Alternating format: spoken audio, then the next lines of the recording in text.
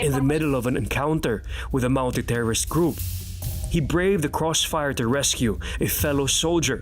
For Basa, leaving a man behind was never an option.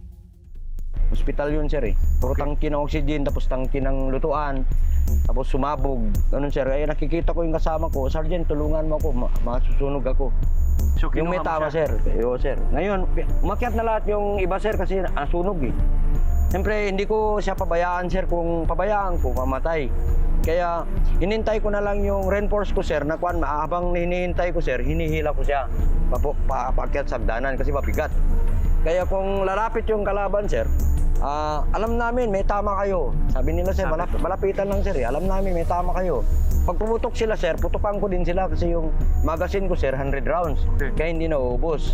Kaya pag pumutok sila, pumutok din ako ng double tap, tuktok, para hindi lang sila makalapit. Okay. Habang hinihila ko yung kasama ko, akyat, pumuputok ako ng tigi-isa lang para hindi sila makalapit. Grabe. Tapos? Inakyat ko siya, sir.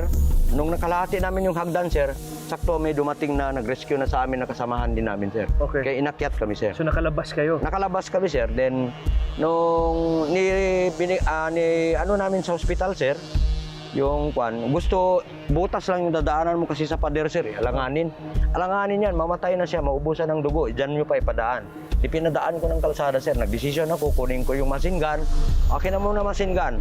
Plaster ko ng kalsada para ma-evacuate lang siya. Doon, pinlastaran ko yung kalsada, sir, kasi may umi-snipe.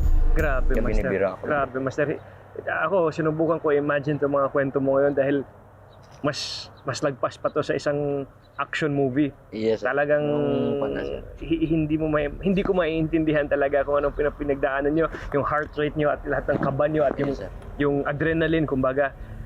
Master, yung sunod na tanong ko para sa inyo, bakit important sa'yo na magiging lead, na mag-lead mismo sa team? Ikaw mismo, binibigay mo talaga yung buhay mo bago ang iba. Walang pabayaan sa Ranger, sir.